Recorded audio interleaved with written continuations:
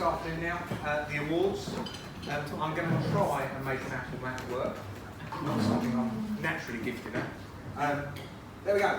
So this evening we have 3 categories of awards. We have the residential award, we have the non-residential award, and we have the environmental and regen award. And hopefully the slide's going to show you each of the 3 entries on the shortlist, and then the big reveal for the winner. So what we'll do is we'll go through each of the shortlists. When the winner's announced, if the architects, if they're here, and the homeowners can come up, that would be great, and Stan will present you both with the relevant trophies and plaques. Right. So the residential shortlist this year was, we had 3 properties, or 3 groups of properties. We had 36 to 38 New Pond Street in Newhall. And most of you will know Newhall, I guess. It's a sort of a big new build, sort of contemporary housing estate on the other side of Harlow. Carlton Place, which is based in the centre of Old Harlow, and 3, 4 and 5 Quiet Lane, which is also on Newhall. The non-residential shortlist was Lister House Surgery, which Paul has already mentioned. Newhall Primary School. You may guess that there's quite a lot of new building going on at Newhall. And Anglia Ruskin University, which is on the Enterprise Zone, which is on 4th Avenue, 5th Avenue? Newhall 14. The A414, there you go, easy. And then the environmental regen shortlist was Oakwood Pond, which is just opposite where I used to live in Foldcroft, and the Harlow Science Park landscaping scheme. And we will look at all of those in a little bit more detail. So the Resi shortlist. New Pond Street in Newhall, designed by AR Design Studio for Little Acre Homes. This is a group of 3 properties in a sort of a short street, quite distinctive in their styling. Render, use of the sort of expressed sort of box oriel windows, and quite clean in their sort of appearance. Carlton Place, which you can see is a completely different design approach stylistically. Quite a prominent site in Old Harlow. Has really completed a sort of a block of very similarly sort of styled developments, which is also sprung off an existing dwelling, very sympathetically designed. And Quiet Lane in Newhall, nice little terrace of contemporary looking housing. The thing with all 3 of the schemes, well certainly the last 2, was the attention to detail. That was the thing that really made them all stick out. Paul, where are you? I'm here. Is the next slide the winner? It is. Right, let me talk about the last 2. Hopefully. When we met as a, I won't go on then. When we met as a panel to sort of sift through the shortlist, one of the things that we really struggled with in both the Resi and the non-Resi categories was the fact that there were 2 outstanding candidates in both categories.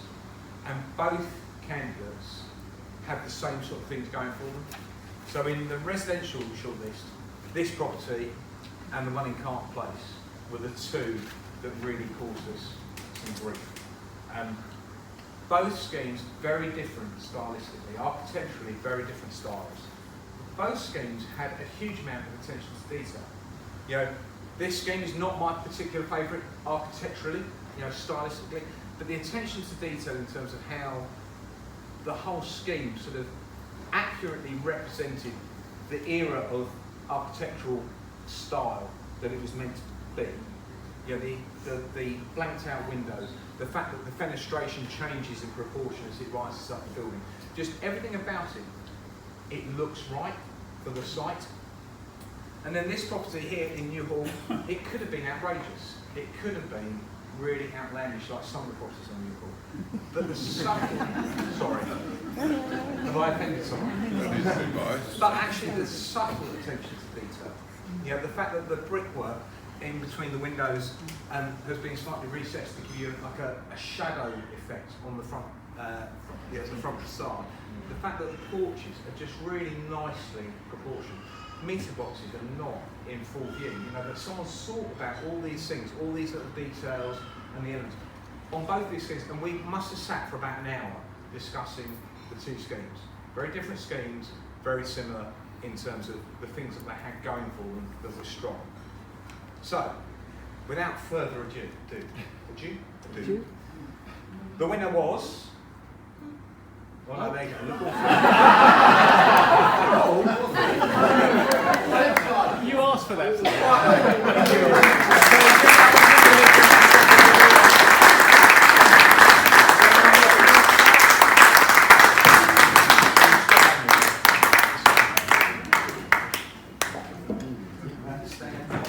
So this is for you guys.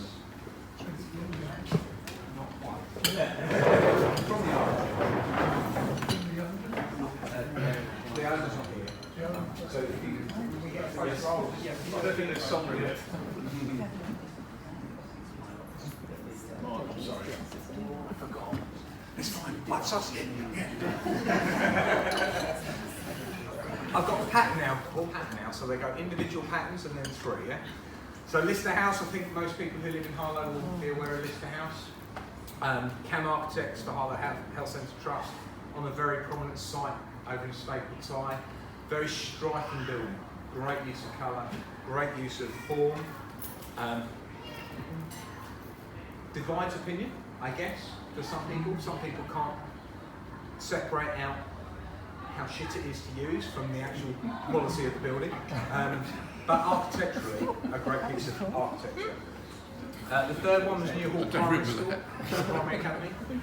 Again, a great big lump of building, architecturally very distinctive, on a very sort of, within New Hall, a very prominent site actually, surprisingly prominent. But again, just a really nice piece of architectural design. And the third one, Anglia Ruskin University. Again, Scott Bremery. They've got a lot of working hard for Anglia Ruskin. And again, this, it's a great little building. It's quite compact. It's not necessarily have the most money spent on it, from budget-wise, not perhaps as much as New Hall. But the attention to detail and some of the touches are really nice.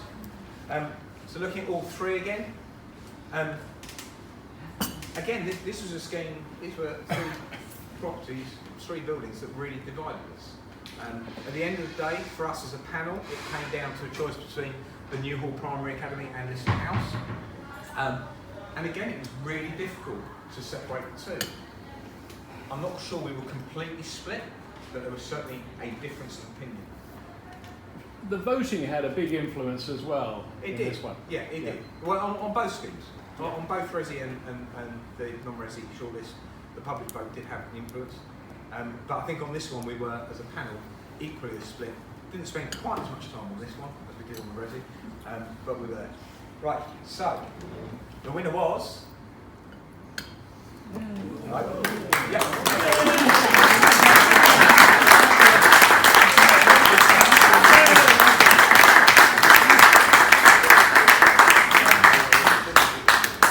Well done. No, pleasure. I think for us, what took this was as much about the environmental credits as well as the general approach to the design. Nice work. That one there, that's really good. I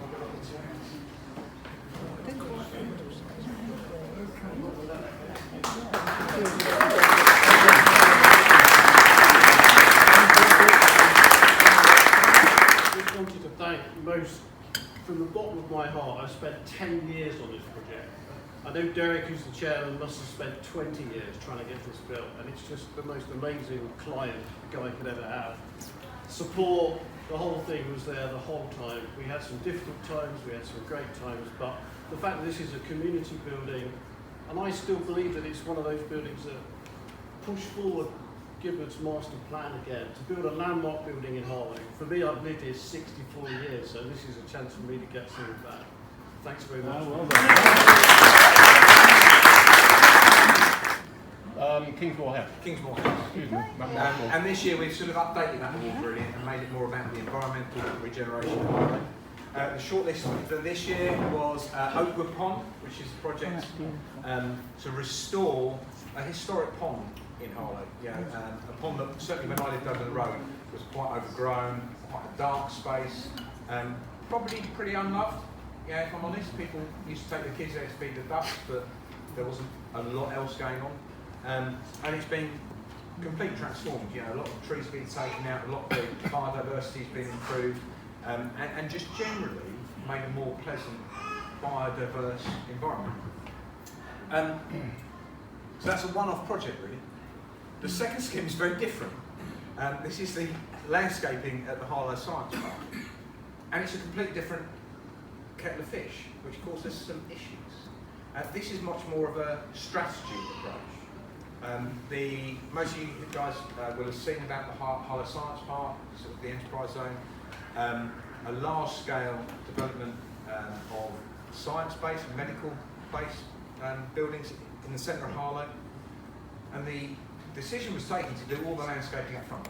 Yeah. So that when the buildings were built and occupied, the landscaping would already be established, the biodiversity, the environment would already be in place, which is kind of turning what I normally do on its head, because normally you build a building and then you make good around the edges with a bit of pretty planting. It's a very different approach.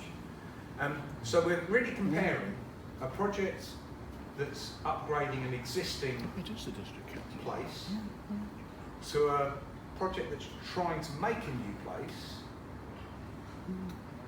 but the place isn't there yet.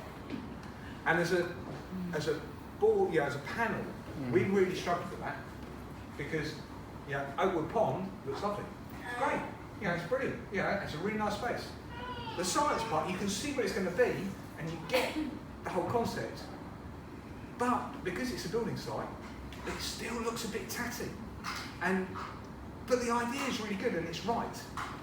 So we eventually decided to go for. Wait. Okay. Oakwood Pond.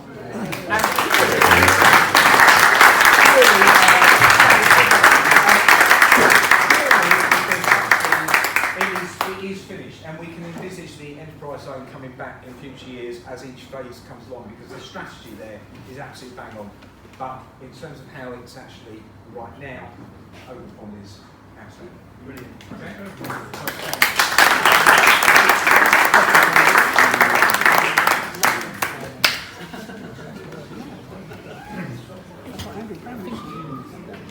Harlow Council has won something every year.